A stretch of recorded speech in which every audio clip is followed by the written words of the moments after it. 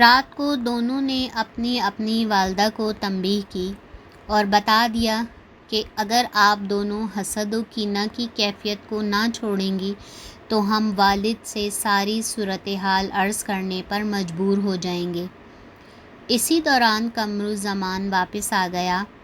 حیات النفس اور بدر البدورہ کی عقلوں پر ایسی پٹی بندھی ہوئی تھی کہ دونوں نے الگ الگ امجد و اسد پر یہ الزام لگایا کہ اپنی سوتیلی ماؤں کو بری نظر سے دیکھتے ہیں۔ قمر الزمان یہ سن کر غصے میں لال ہو گیا اور اس نے بیشتر کے تحقیق حال کرتا دونوں شہزادوں کو قتل کا حکم دے دیا گیا اور ایک افسر کو مقرر کر دیا کہ دونوں کو شہر سے باہر لے جا کر قتل کر دے۔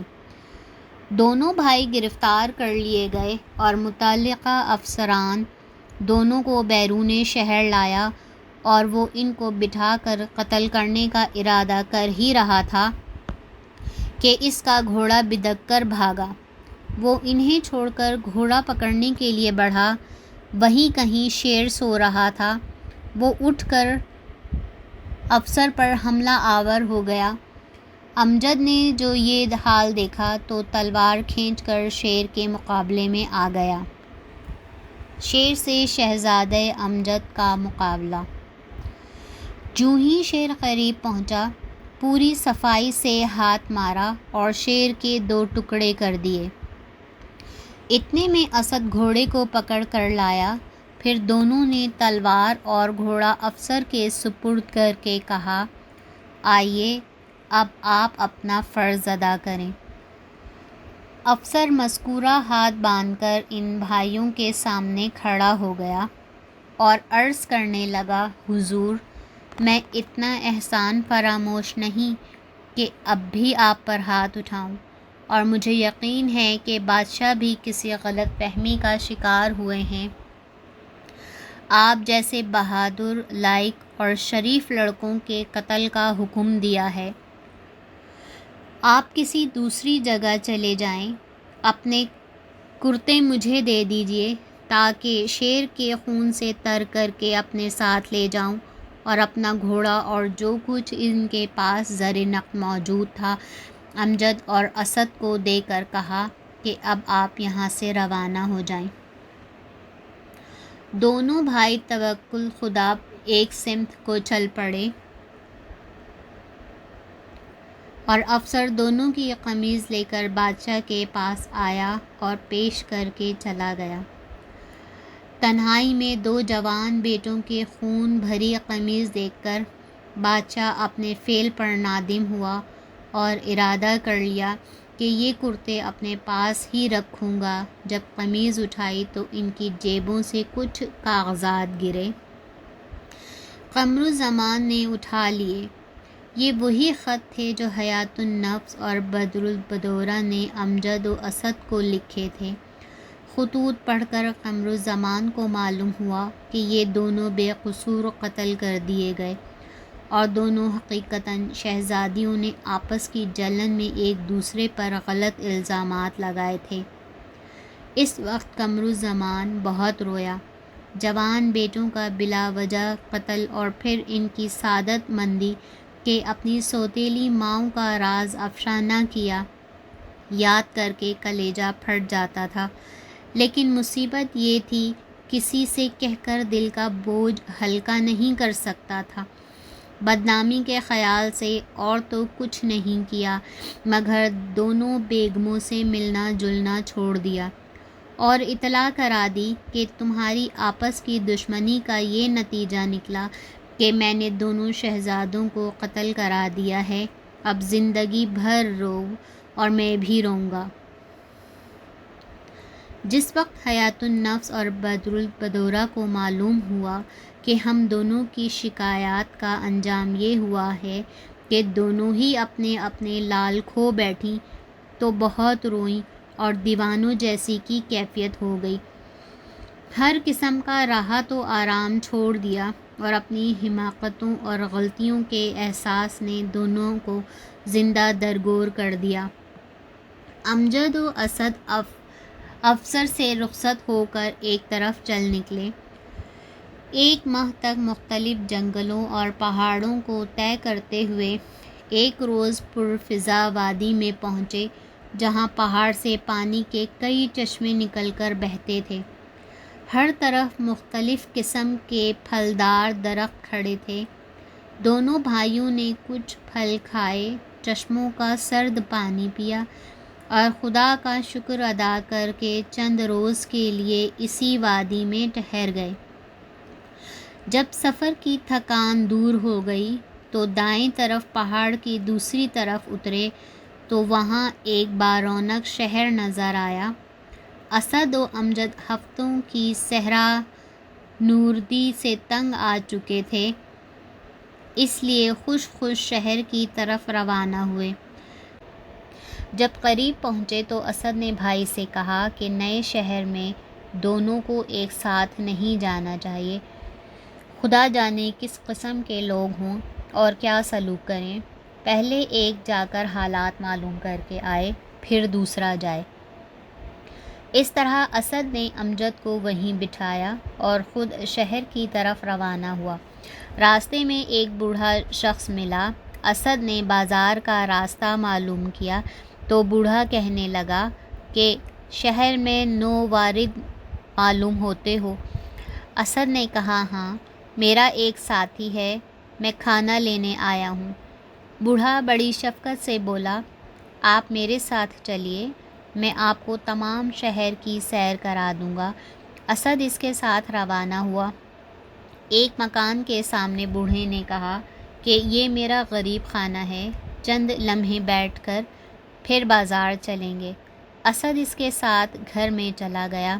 اندر جا کر معلوم ہوا کہ اس کے ساتھ دھوکہ کیا گیا ہے۔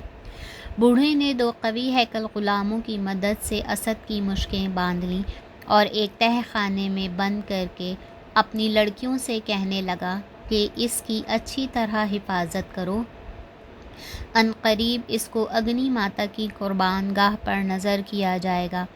اسد اپنی بے بسی پر بہت رویا اور خدا سے دعا کرتا رہا کہ وہ اس کو اس مصیبت سے نجات دلائے۔ امجد بڑی دیر تک اسد کی واپسی کا انتظار کرتا رہا، لیکن وہ نہ آیا تو خود اس کی تلاش میں شہر میں پہنچ کر اس نے اندازہ لگایا کہ شہر کی کل آبادی غیر مسلم ہے، اس لیے ہر قسم کی احتیاط کرتا ہوا ادھر ادھر پھرنے لگا۔ شہر کے آخری سرے پر ایک درزی کا مکان تھا۔ اندازے سے امجد نے معلوم کر لیا کہ وہ مسلمان ہے۔ قریب جا کر امجد نے سلام کیا تو درزی نے حیرت سے اس کی طرف دیکھا اور اشارے سے اندر بلا لیا اور اس کے حالات دریافت کیے۔ امجد نے کچھ ضروری واقعات سنا کر اپنے بھائی کی گمشدگی کا ذکر کیا۔ درزی نے کہا کہ یہ آتش پرستوں کا شہر ہے، میں بھی اپنے آپ کو مسلمان ظاہر نہیں کرتا، ممکن ہے تمہارے بھائی کو ان لوگوں نے پہچان لیا ہو اور گرفتار کر کے قید کر لیا ہو۔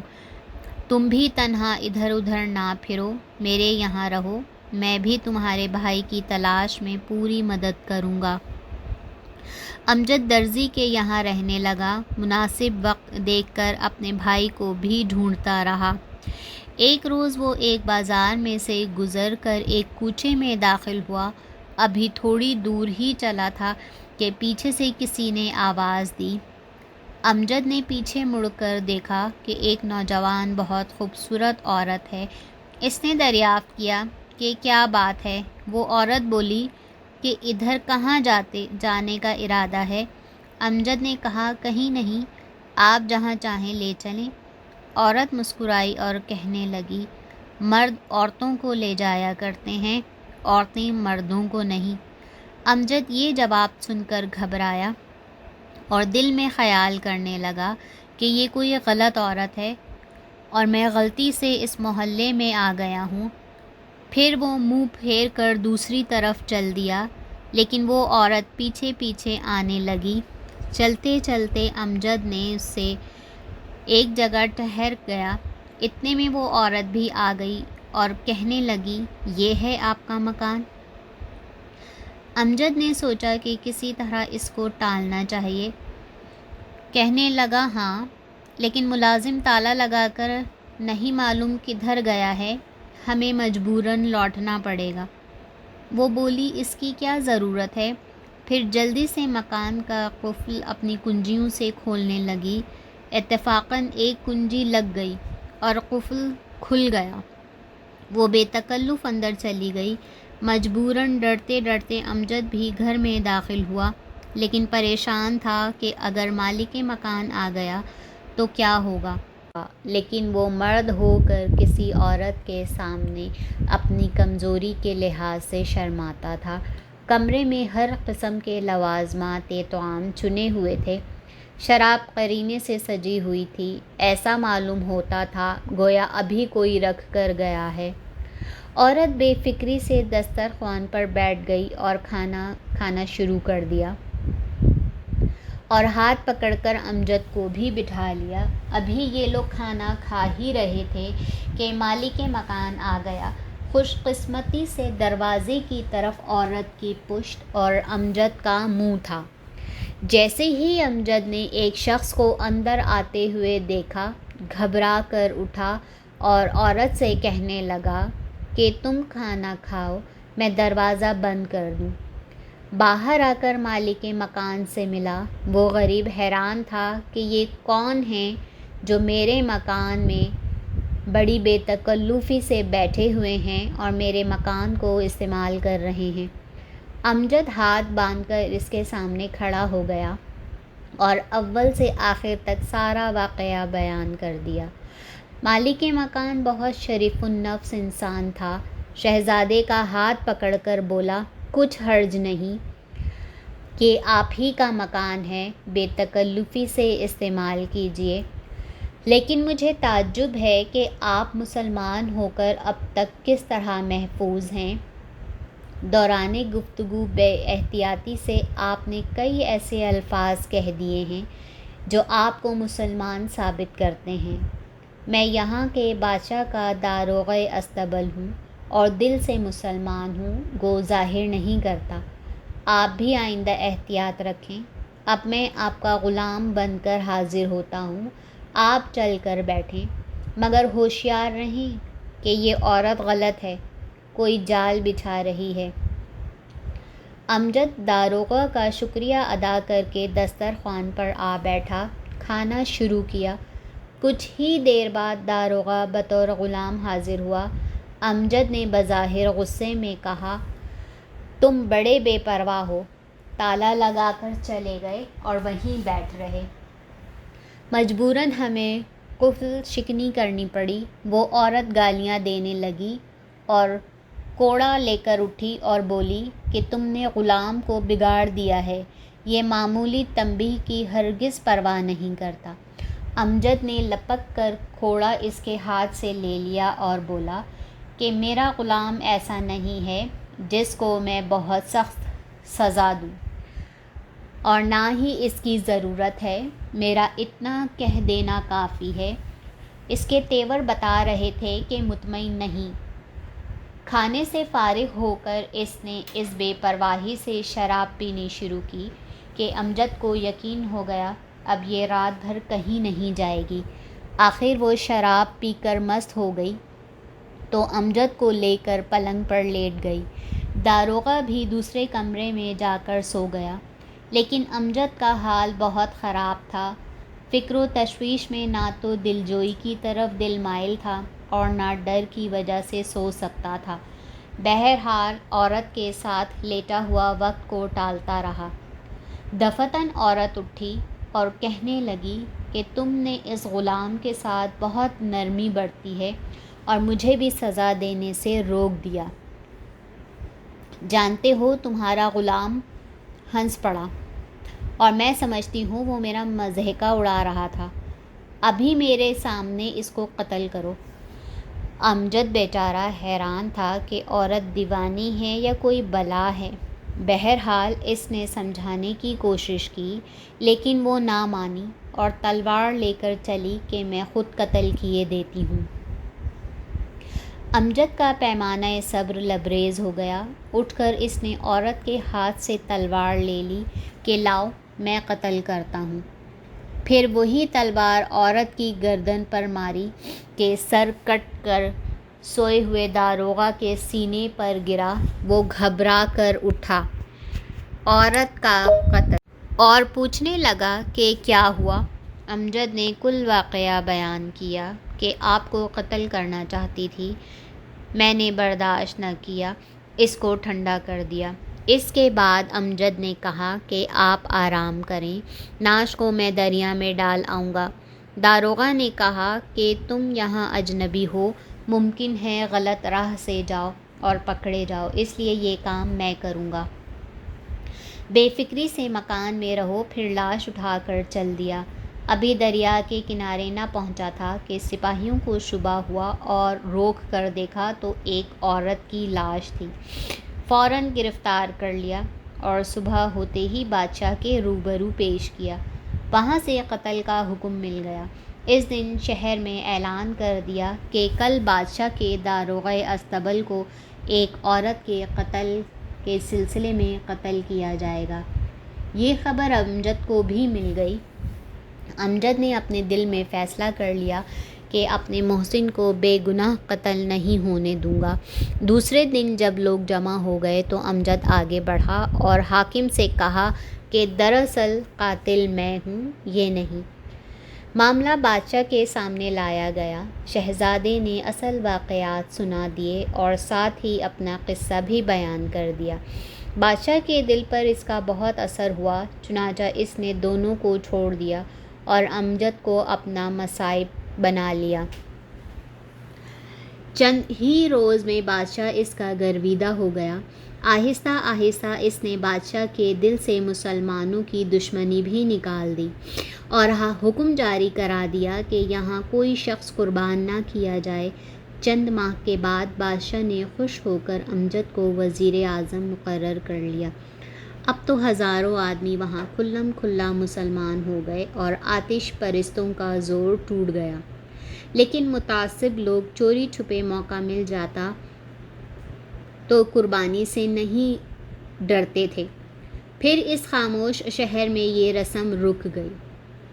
وزیر اعظم بننے کے بعد امجد نے ہر طرف جاسوس چھوڑ دیے، لیکن اسد کا پتہ نہ چلا، کیونکہ وہ قریب اسی بڈھے خبیث کے تہہ خانے میں قید تھا۔ روزانہ پیٹا جاتا تھا اور کھانے کو بہت کم ملتا تھا۔ اسی دوران میں آتش پرستوں کی عید آ گئی اور حسب معمول قربانی لینے والا جہاز آ گیا۔ کپتان جہاز اسی بوڑھے سے ملا اور اس نے کپتان کو بتایا کہ یہاں کے حالات بدل گئے ہیں، بادشاہ کے خیالات میں انقلاب آ گیا۔ آج کل وزیر اعظم مسلمان ہے، شہر میں بھی مسلمان زیادہ ہو گئے ہیں اور کسی کو حکم نہیں کہ کسی انسان کو قربان کرے۔ میں نے مہینوں سے ایک مسلمان کو بند کر رکھا ہے، اسے صندوق میں بند کر کے دے دوں گا، بہت احتیاط سے رکھنا۔ چنانچہ اسی طرح اسد جہاز میں پہنچا دیا گیا۔ امجد نے یہ دیکھنے کے لیے کسی مسلمان کو چھپا کر نہ بھیج دیا ہو، خود جا کر تلاشی لی، لیکن اتفاقاً نہ دیکھا، اور اس طرح اس کا بھائی قید میں رہ گیا۔ اگلے روز جہاز روانہ ہو گیا۔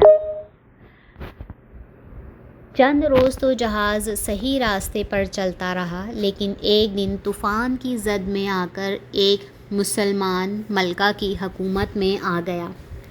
کپتان جہاز بہرام گھبرایا اور سوچنے لگا اگر قیدی کے متعلق ملکہ کو علم ہو گیا تو غضب ہو جائے گا، کیونکہ یہ جہاز قربانی کے نام سے مشہور ہے، اس لیے تلاشی بھی ضرور ہوگی۔